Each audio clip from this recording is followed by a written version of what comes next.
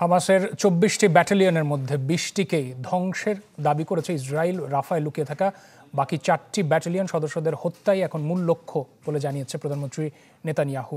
চলমান এই যুদ্ধে ইসরায়েলিদের অকুণ্ঠ সমর্থন আছে বলেও দাবি করেছেন তিনি, যদিও নেতানিয়াহু বিরোধী বিক্ষোভে উত্তাল তেল আবিবের রাজপথ। কে হামাস কে সাধারণ বাসিন্দা তার বাছ বিচার না করেই রাফায় বৃষ্টির মতো গুলি আর রকেট ছুড়ছে ইসরায়েল। ট্যাঙ্ক নিয়ে অলিগলিতেও আগ্রাসন চালাচ্ছে তারা। শিশুসহ শত শত বেসামরিককে হত্যার পরও কণ্ঠস্বর নিচু করতে রাজি নয় নেতানিয়াহু, বরং গলা উঁচু করে দাবি করছে বেসামরিক নিহতের সব দায় হামাসের, কারণ তারা বেসামরিকদের ঢাল হিসাবে ব্যবহার করছে, যা যুদ্ধাপরাধ। গাজার সন্ত্রাসীরা বাড়ি, স্কুল আর হাসপাতালে লুকিয়ে আছে। তারা সেখানে আলাদা করে সুড়ঙ্গ তৈরি করে ঘাঁটি গেড়েছে। ইহুদি হত্যায় তারা হিটলারকে অনুকরণ করছে। সব পরিকল্পনা তারা রাফার গোপন আস্তানায় করে সাধারণ মানুষকে ঢাল হিসেবে ব্যবহার করছে এই সন্ত্রাসীরা, যা যুদ্ধাপরাধের সমান।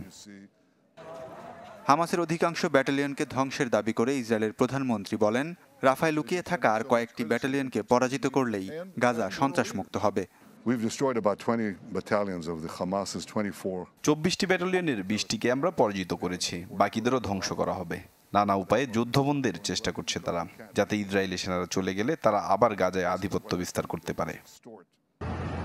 রাফায় আগ্রাসন নিয়ে মুখোমুখি অবস্থানে বাইডেন আর নেতানিয়াহু।